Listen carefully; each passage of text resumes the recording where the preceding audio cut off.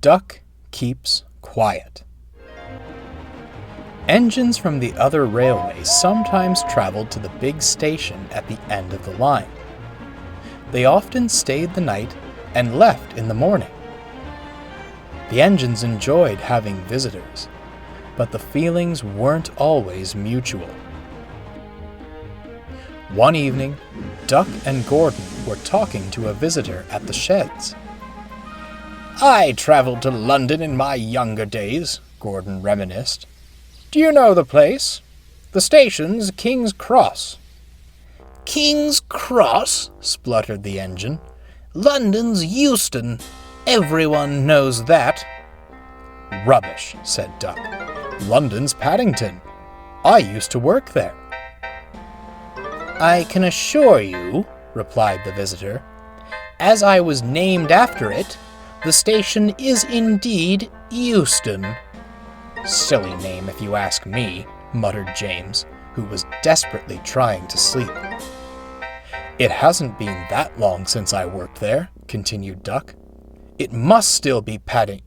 "The good thing about shunters on my railway," interrupted Euston, "is they know their place and keep quiet. Manners you seem to have forgotten, much like the station name itself." Duck was incensed. "I do pity you, isolated on this island," he continued, looking at Gordon. "It's tainted your idea of what hard work means. Why, it'd take 3 of your express runs to make up 1 of mine. No wonder you don't remember our station name. I'd say come to London and find out for yourself, but that would never happen." Euston chuckled victoriously and fell contentedly to sleep. Duck and Gordon shared looks of disdain. Early next morning, the island was blanketed in fog. Duck was carefully preparing the morning trains and had brought Euston's coaches to the platform. Just then, the station master appeared. "Sorry, Duck. Could you move those coaches to platform 2? Less points to change if James's dairy train leaves from platform 1. Duck obliged and swiftly moved the coaches to the next platform. He'd just shunted the milk tankers in place when Euston came snorting crossly through the fog. He backed down into the station, but not onto his coaches. "What are you doing?" quizzed Duck. "Preparing for my train," Euston flatly replied. "What does it look like?" "But that's not your train," Duck tried to explain. "It's—" "I thought I made myself quite clear," Euston interrupted with gritted teeth, "about shunters keeping quiet. Now be off with you." "Can you believe it?" Duck fumed to his driver. "Well, if that's what he wants, I'll stay quiet. He can learn his own lesson." "If that silly engine won't listen to you," frowned the driver, "perhaps he'll listen to the station master." Unfortunately, the fog had crept through the station. Try as he might, Duck's driver couldn't see the station master, though they walked past each other several times. The fog also meant no one else had realized the mistake.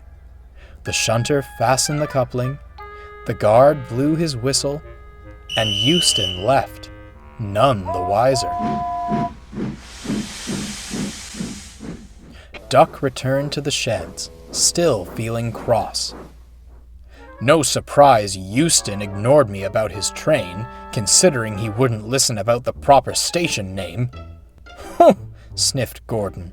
"You could both do with listening to me on that matter. It is very clearly King's Cross." "Oh, you make me tired," yawned James. "At least you've agreed on one thing. London's not Euston." Before the others could reply, the yard foreman came running. "That Euston's gone down the branch line. Gordon, you must take his return train. It can't be delayed any longer. James, the express for you." Gordon and James didn't need telling twice. They sauntered excitedly away. "Can I help, sir?" asked Duck. "Go and fetch the works train. The crews must inspect the rails. You can take the milk tankers to the dairy, then bring that silly engine back. The Fat Controller will have words for him, I'm sure." Soon, Duck arrived at the junction. Percy, who'd been halted with his trucks until the line could be inspected, was telling Euston just what he thought of big engines taking branch line vacations. Euston was speechless. "Some minor repairs needed," announced the foreman, "but safe enough to proceed. On your way, Duck." Duck wasted no time and set off up the branch line with the milk tankers. When he returned, Euston grimaced at him. "Well," he demanded, "aren't you going to say something about this mess?" "Certainly not," smirked Duck. "Us shunters know when to keep quiet." The Fat Controller certainly didn't keep quiet. He left Euston's controller with no doubt what he thought of his engine's etiquette, and at last the outspoken visitor left, completely silent. "I do feel partially responsible, sir," sighed Duck. "Some engines will never listen, no matter how hard you try," replied the Fat Controller. "You did what you could, and helped rectify the situation. I'm proud of you."